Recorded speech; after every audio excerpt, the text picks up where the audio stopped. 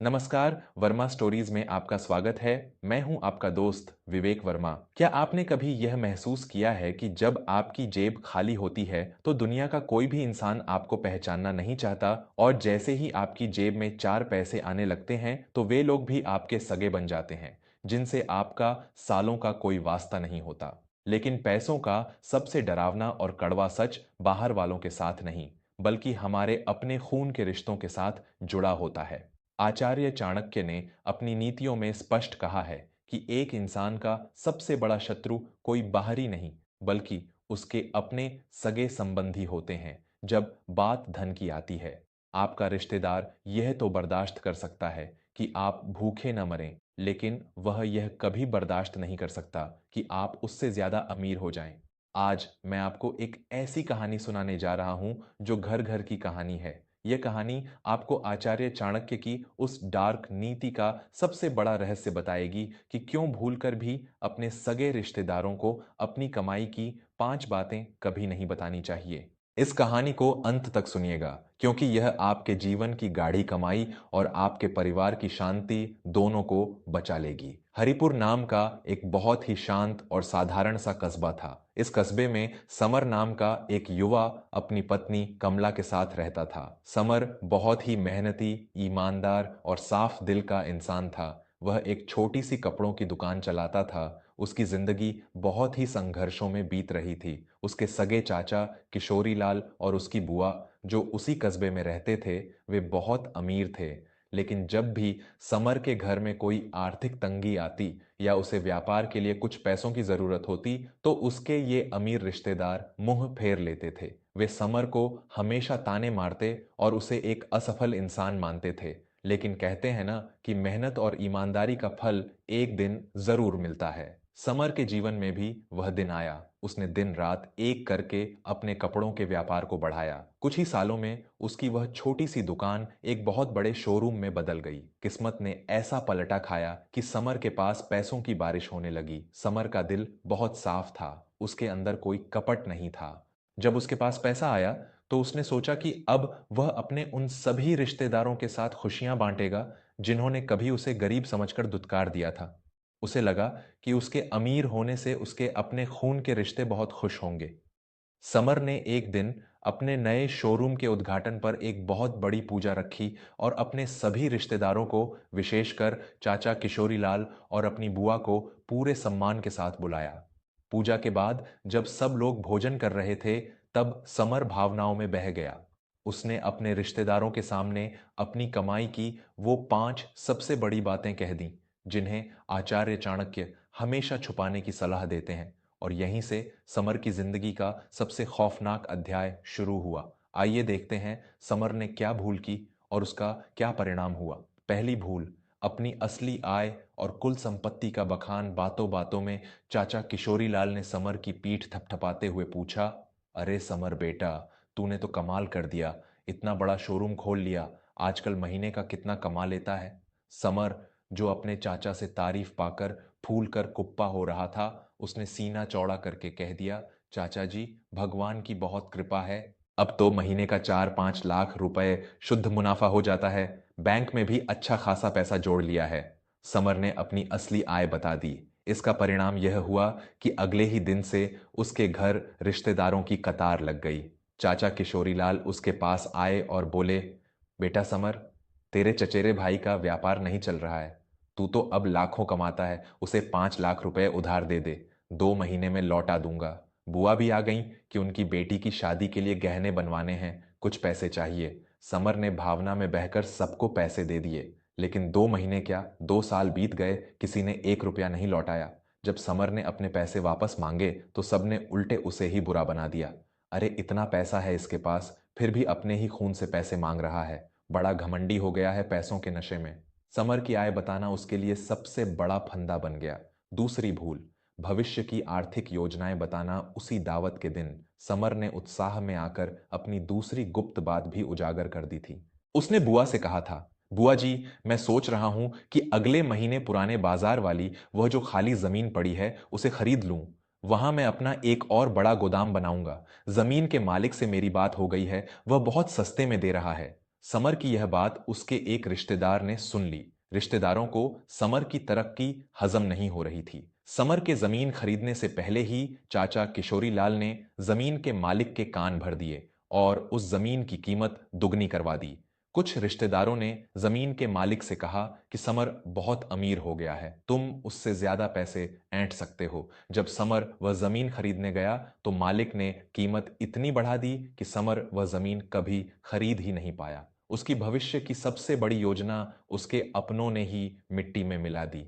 तीसरी भूल, अपनी गुप्त या अतिरिक्त कमाई उजागर करना। समर की पत्नी कमला बहुत समझदार थी। वह घर में खाली समय में कुछ सिलाई और कढ़ाई का काम करती थी और उससे जो पैसे मिलते उन्हें गुल्लक में बचा कर रखती थी। समर ने दावत में अपने रिश्तेदारों के सामने यह भी कह दिया, मेरी कमला बहुत गुणवान है। वान यह घर बैठे ही सिलाई से महीने के 20,000 रुपये कमा लेती है। हमने वह सारा पैसा बुरे वक्त के लिए छुपा कर रखा है। बस फिर क्या था। समर की महिला रिश्तेदारों की नजर कमला की उस गुप्त कमाई पर पड़ गई। अगले ही दिन से बुआ और मामियां अपने महंगे कपड़े लेकर कमला के पास आने लगीं। अरे बहू, हमारे कपड़े भी सिल दे, अपनों से क्या पैसे लेना। कमला बेचारी दिन रात मुफ्त में उन रिश्तेदारों के कपड़े सिलती रहती। उसकी अपनी गुप्त कमाई भी बंद हो गई और उसकी मेहनत का कोई मोल भी नहीं रहा। रिश्तेदारों ने उसे एक मुफ्त का नौकर समझ लिया था। चौथी भूल, किसी की गई आर्थिक मदद या दान के बारे में बताना। समर बहुत दयालु था। उसने अपने एक गरीब अनाथ दोस्त की बीमारी में मदद के लिए 50,000 रुपये दिए थे। दावत में समर ने यह बात यूं ही बता दी, चाचा जी, मेरे दोस्त की तबीयत बहुत खराब थी तो मैंने उसे अस्पताल के लिए 50,000 रुपये दे दिए। भगवान ने मुझे दिया है तो मैं भी मदद कर देता हूं। यह बात सुनते ही चाचा किशोरी लाल और बाकी रिश्तेदारों के चेहरे लाल हो गए। वे सब समर को ताने मारने लगे, वाह रे समर, बाहर वालों पर तू 50,000 लुटा रहा है और तेरे सगे मामा का लड़का बेरोजगार बैठा है, उसे तूने आज तक 1 रुपया नहीं दिया, अपनों को भूखा मारकर गैरों को खिला रहा है।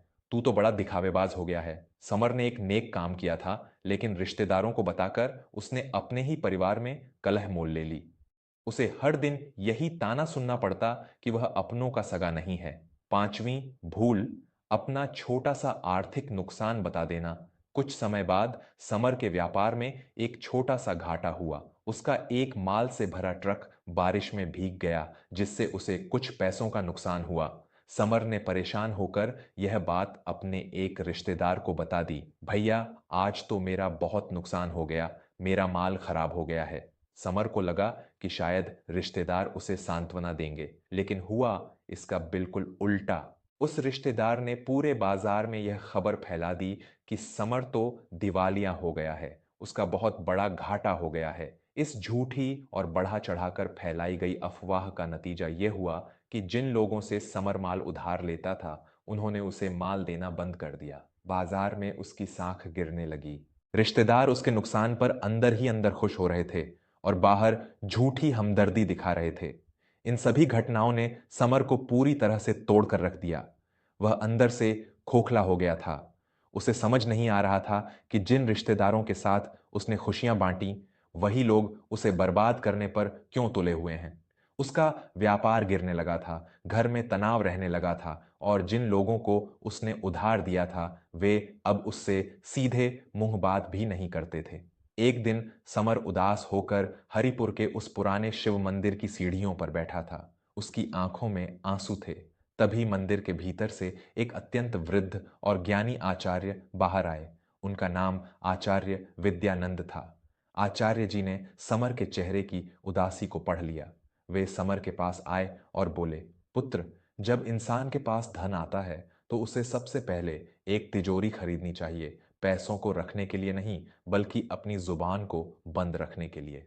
समर ने अपनी पूरी दर्द भरी कहानी आचार्य जी को सुना दी।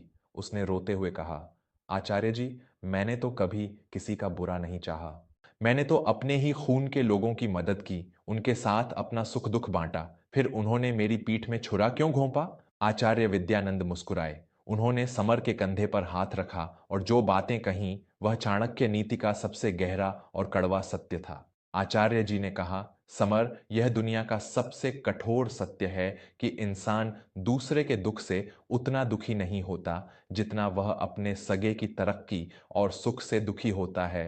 तुमने जो भूल की है वह भावना में बहकर की है। आचार्य चाणक्य ने धन के मामले में अपनों से सबसे ज्यादा सावधान रहने को कहा है। आचार्य जी ने समर को समझाते हुए कहा, सुनो पुत्र, तुम्हारे रिश्तेदार यह चाहते हैं कि तुम ठीक ठाक रहो, तुम्हें 2 वक्त की रोटी मिलती रहे ताकि उन्हें तुम्हारी मदद न करनी पड़े।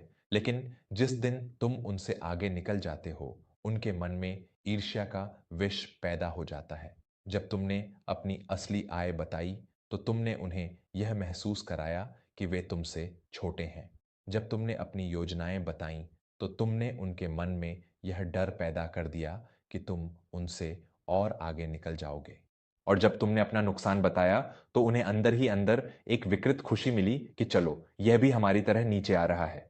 समर ध्यान से सुन रहा था, उसे अपनी एक एक गलती का एहसास हो रहा था। आचार्य जी ने अंत में कहा, याद रखो समर, धन एक रहस्य है, यह एक आग की तरह है। अगर इसे छुपा कर रखोगे तो यह तुम्हारे घर को रोशन करेगा, और अगर इसे दुनिया को दिखाओगे तो यह ईर्ष्या की हवा से भड़क कर तुम्हारा ही घर जला देगा। जाओ, आज से अपने होंठ सिल लो, अपने रिश्तेदारों की दावतों में जाओ, उनके साथ हंसो बोलो, लेकिन जब बात पैसों की आए तो हमेशा खुद को एक साधारण इंसान ही बताओ। अपनी अमीरी का कभी प्रदर्शन मत करो। समर को जीवन का सबसे बड़ा ज्ञान मिल चुका था। उसने मंदिर की सीढ़ियों पर ही कसम खाई कि अब वह चाणक्य की इस डार्क नीति का हमेशा पालन करेगा। अगले दिन से समर बदल गया। उसने अपने व्यापार को और भी गुप्त तरीके से करना शुरू कर दिया। जब भी कोई रिश्तेदार उससे पूछता कि काम कैसा चल रहा है तो समर बस इतना ही कहता, बस चाचा जी, दाल रोटी चल रही है, बाजार बहुत मंदा है, बड़ी मुश्किल से गुजारा हो रहा है।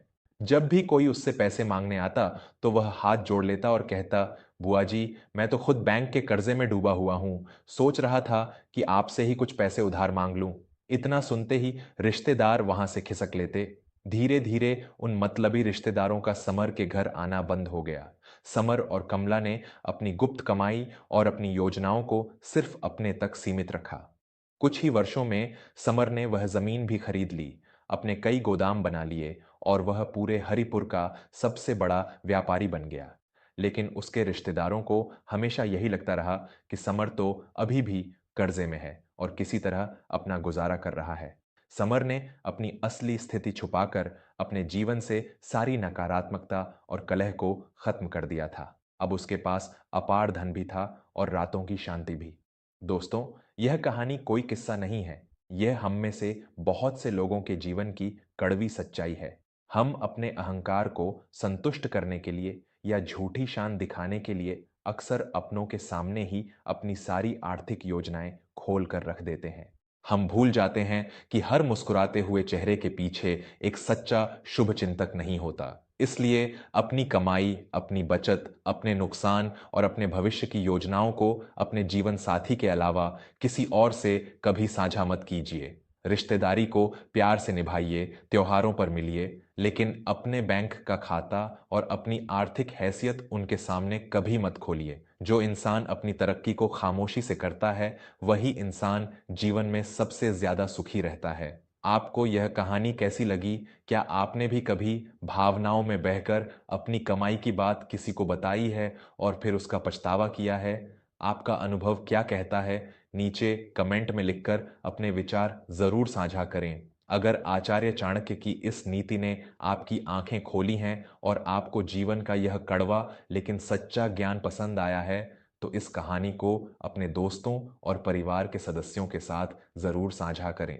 क्या पता आपकी वजह से कोई अपने जीवन की गाड़ी कमाई और अपने घर की शांति को बर्बाद होने से बचा ले। वर्मा स्टोरीज के इस सफर में मेरे साथ जुड़े रहने के लिए आपका बहुत बहुत धन्यवाद। मैं विवेक वर्मा अब आपसे विदा लेता हूँ। समझदार बनिए, अपनी मेहनत की कमाई की रक्षा कीजिए और हमेशा मुस्कुराते रहिए। नमस्कार।